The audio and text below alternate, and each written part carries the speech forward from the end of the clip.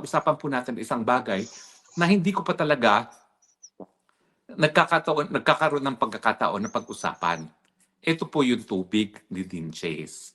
Alam ko po, tubig is life, pero itong mga bangag, iba ang tubig. Ang tubig nila ay trip lamang kapag sila po ay nasa ilalim ng impluensya ng Coke is it, no? So alam niyo po, ayaw ko sana pag-usapan itong tubig kasi alam ko naman po na yung kasarinlan, yan ay isang personal na na choice ng mga tao, no? At kapag personal ang choice dyan, kahit sino hindi po pwedeng paghimasukan. Pero ibang klase po kapag ang namili ng tubig ay kabahagi ng bisyo.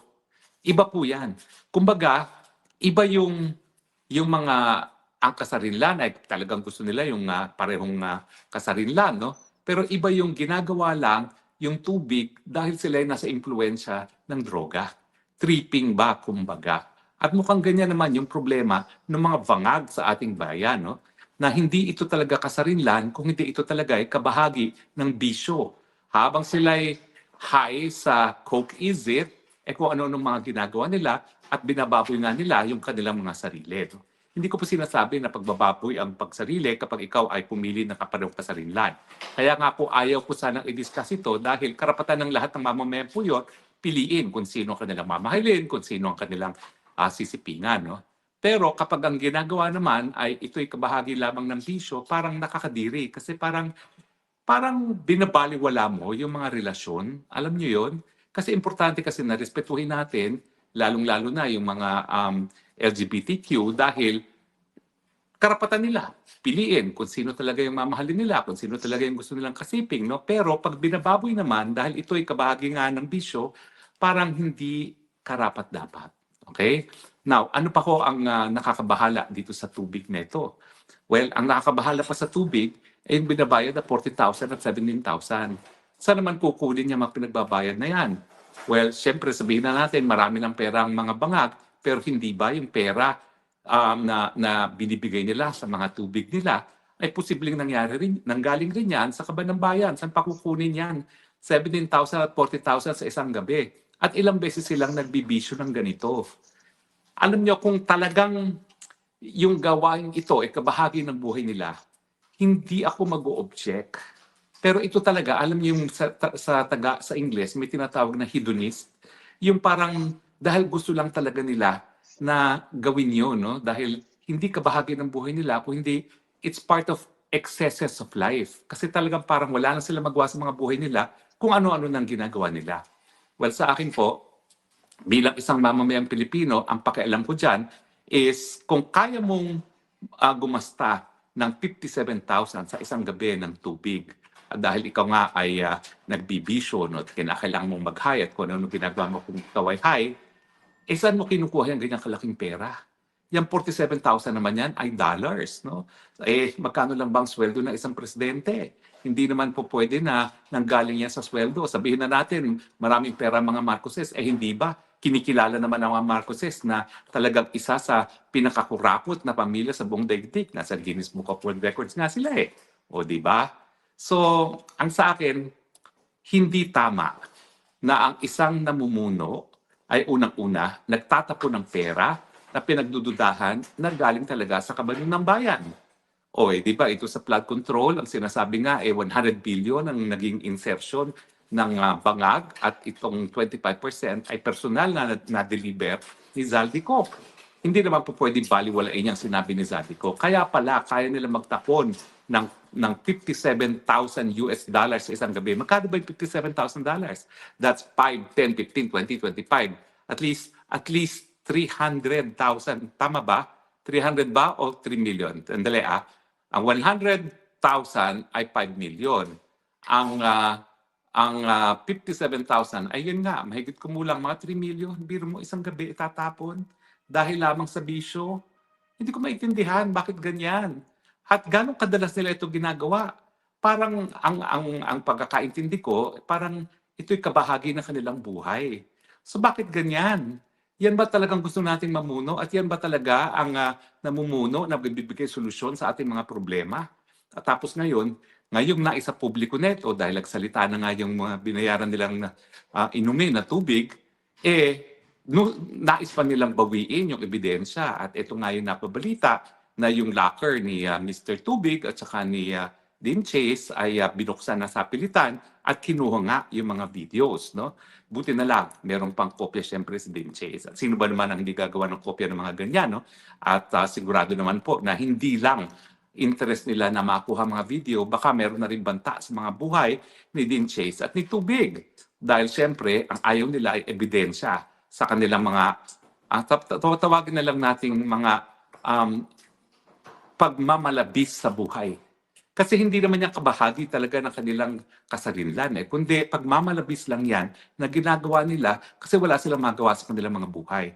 That's what makes it objectionable. Di ba po? Parang obscene, hindi sa dahil nagagawa yan, kung hindi una-una, yun nga po yung it's part of their excessive lifestyle.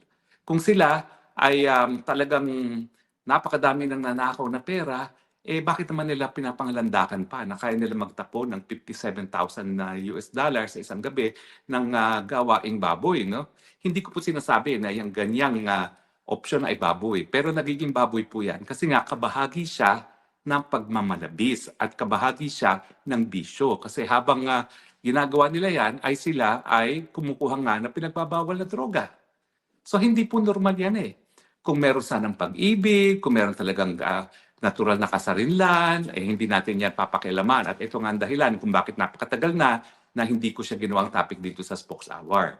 Pero kapag nandyan na po ang pondo ng bayan, pag nandyan na po yung pagmamamalabis, at nandyan po yung katotohanan na ang gumagawa nito ay ang pinakamataas na opisyalis ng Pilipinas, meron naman po tayong mga batas na nagsasabi na kinakailangan ng mga opisyalis ng ating bayan, at ito po yung sa Longalo, yung Code of Ethics and Accountability for Public Office, ay kinakailangan simple at siyempre moral ang kanilang mga buhay. Hindi naman po natin sinasabi na kung iyan talagang kasarilan, hindi po yan ay immoral. No? Hindi po. Kung talagang ang kasarilan nila ay nais nila yung kapareho nilang kasarilan, respetuhin po natin yan dahil lahat tayo ay ginawa in the image of the Lord. No? So hindi po kasalanan yan ng LGBT community. At uulitin ko po karapatan nilang pumili yan. Pero kung ito ay bisyo lamang at ito ay kabahagi nga lamang ng hedonistic lifestyle, ako po'y nag-o-object dahil nga po unang-una, baka pera ng taong bayan ang ginagamit nila. At pangalawa, yan po'y labag nga doon sa batas na kailangan simple at mga moral na mga buhay ang buhay ng ating mga namumuno, lalong-lalo na ang pinakamatataas na opisyalis ng ating gobyerno. The bottom line is, kung ganyan ang buhay ng presidente, anong mensahe pinadadala natin sa sambayanan? Alam mo, hindi kagaya ng mga bansa na may mga hari na ang liderato nila ay hiwalay sa simbolo ng soberenyang bansa. Ang presidente po ng Pilipinas ay hindi lang siya chief executive officer, he is also the symbol of Philippine sovereignty. So kinakailangan merong dignidad ang buhay ng isang presidente dahil dual po ang purpose niya. Isang CEO role at isang symbolic role na siya ang simbolo ng ating pagiging soberenyang bansa na dapat naman po ay binibigyan ng respeto. So mga kaibigan, ang isa pang dahilan kung bakit gusto kong pag-usapan ito, baka mamaya maging bitsa po ng buhay ni Dean Chase at saka ni Tubig. Sa akin naman, nalantad na po yan sa internet at alam na po yan, nakabahagi ng katotohanan. Siguro ang inaantay na lang talaga natin, kung talagang gusto nilang ganitong buhay, pwede naman po kung sila ay magkakaroon ng pribadong buhay. So ang aking mensahe doon sa mga bangag na talagang nabubuhay ng malaswa, pwede naman po yan. Choice niyo po yan. Pero wag niyo lang pong gawin habang kayo po ay public officers. Kung gusto niyo po, bumalik kayo sa buhay pribado at yan naman po ang sinangguni na sa inyo at minungkahi ni Amy Marcos. Magpahinga na po kayo, magpagaling, alagaan ang inyong kalusugan, maglinis ng katawan, tanggalin ang bisyo at alagaan ang iyong nanay. At kapag kayo po ay bumalik sa buhay pribado, kahit ano po pwede nyo nang gawin. At gawin nyo nga lang yan doon sa privacy na inyong mga silid tulugan. No? Dahil kahit anong mangyari sa inyong silid tulugan, walang pakialam ang kahit sino.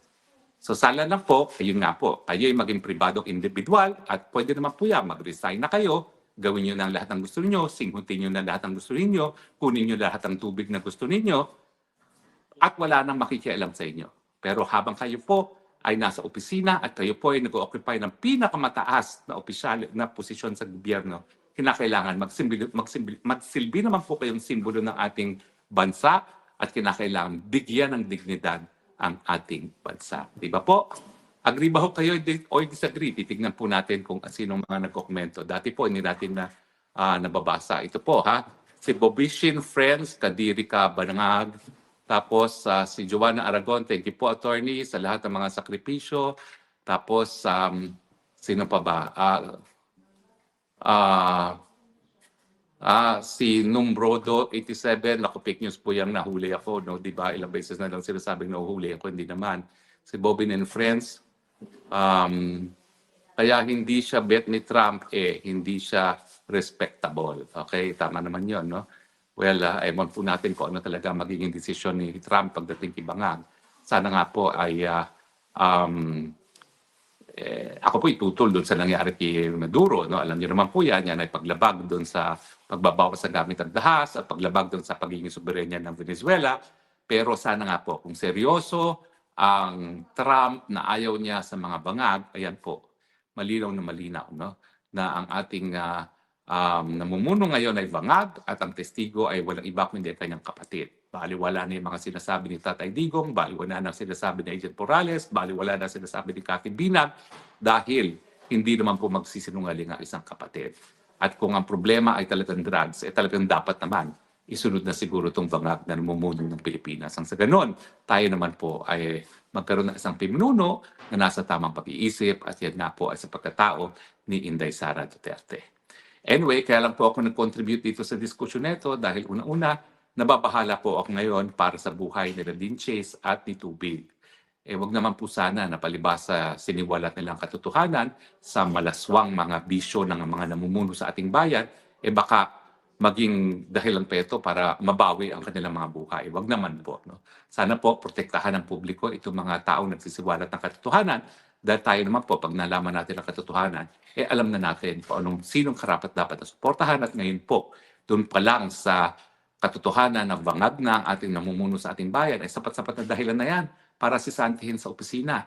Pero yung pag-disrespect doon sa opisina na nagsisimbolize ng soberenyang Pilipinas, yan po ay karagdagang dahilan para talagang ang sangbayang Pilipino ay sisantihin na itong namumunong presidente. Well, maraming salamat po sa inyong patuloy na pagtangkilik. And again, Happy Three Kings. At marami pa po tayong pag-uusapan dito sa taong 2026 dahil ang aking pangako po, habang kakayanin pa natin, ay lahat po ng issue na nakaka-apekto sa ating pang-araw-araw na buhay, yan po ay ating tatalakayan dito sa Spokes Hour. Salamat po muli. Happy Three Kings.